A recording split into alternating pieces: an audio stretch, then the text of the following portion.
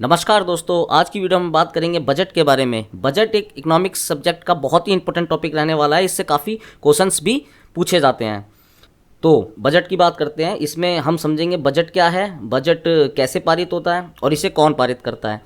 तो सबसे पहले समझते हैं बजट क्या है। तो बजट दोस्तों, हमारे संविधान में बजट शब्द का उल्लेख नहीं है। इसकी जगह पर वार्षिक वित्तीय विवरण का उल्लेख संविधान के अनुच्छेद 112 में किया गया है। तो ये अनुच्छेद जो 112 है, इसको आप इंपॉर्टेंट है, इसको याद रखेंगे। इसके बाद बजट क्या है, एक सरकार की एक राजकोषीय नीति यानी फिजिकल पॉलिसी का लेख पत्र है।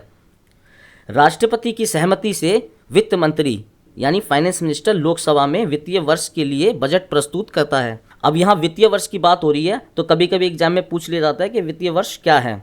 तो वित्तीय वर्ष को हम कहते हैं फाइनेंशियल ईयर, और ये कब से कब तक होता है, ये 1 अप्रैल से 31 मार्च तक की जो अवधि होती है उसे ही हम फाइनेंशियल ईयर कहते हैं। संसद में बजट को मनी बिल के रूप में प्रस्तुत किया जाता है। यहाँ पर दो तरीके के बिल होते हैं, money bill, finance bill. Money bill को हम हिंदी में कहते हैं धन विधेयक, फाइनेंस बिल होता है वित्त विधेयक। तो सबसे पहले हम समझ लेते हैं मनी बिल क्या है। दोस्तों, मनी बिल संविधान के अनुच्छेद 110 में इसका उल्लेख है। इसे लोकसभा में प्रस्तुत किया जाता है। कोई बिल मनी बिल है या नहीं, ये लोकसभा का जो स्पीकर होता है हमारा, वो बताता है। तो कैसे पता करेंगे, यानी देखो, संचित निधि से जो सरकार का राजस्व रखा होता है, जैसे धन निकालना, जमा करना, उधार लेना, उधार देना, न्यू टैक्स लगाना या हटाना, इस तरीके के जो संबंधित प्रस्ताव होते हैं उसे हम मनी बिल कहते हैं। अब इसका एक प्रोसीजर होता है पारित करने का। वो कैसे पारित होता है इसको समझते हैं। एक डायग्राम देखें।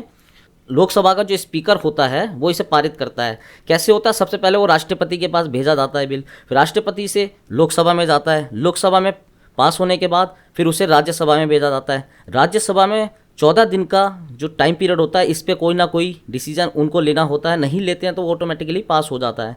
राज्यसभा से फिर वो पुनः लोकसभा में पास होने के लिए जाता है। लोकसभा में पुनः पास होने के बाद फिर वो राष्ट्रपति के पास जाता है। फाइनली वो उस पर अपना स्टैंप लगा के उसको पारित कर देते हैं। अब इसके बाद जो अगला था फाइनेंस बिल, उसको भी समझ लेते हैं वो क्या है। इस दस्तावेज में नए करों को लागू करने, पुराने करों में परिवर्तन करने से संबंधित जो प्रस्ताव होते हैं उसे फाइनेंस बिल कहते हैं, यानी वित्त विधेयक।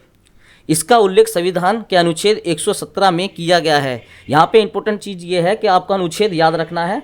ये छोटे छोटे क्वेश्चन यहीं से पूछे जाते हैं। अब हम बात करते हैं कि इसे तैयार कौन करता है। तो इसे मिनिस्ट्री ऑफ फाइनेंस यानी वित्त मंत्रालय तैयार करता है। नहीं तो अगर वो नहीं है तो वित्त सचिव, फाइनेंस सेक्रेटरी तैयार करता है। और इस पे जो संसद में जो भी पास किए जाते हैं बजट, उसमें जो भी सरकारी खर्च होता है वो लेखानुदान के तहत प्राप्त किया जाता है। जिस दिन बजट लोकसभा में आता है उसी दिन राज्यसभा में भी प्रस्तुत होता है। तो दोस्तों, आज की वीडियो में इतना ही। अगली वीडियो में हम समझेंगे कि कितने तरह के बजट होते हैं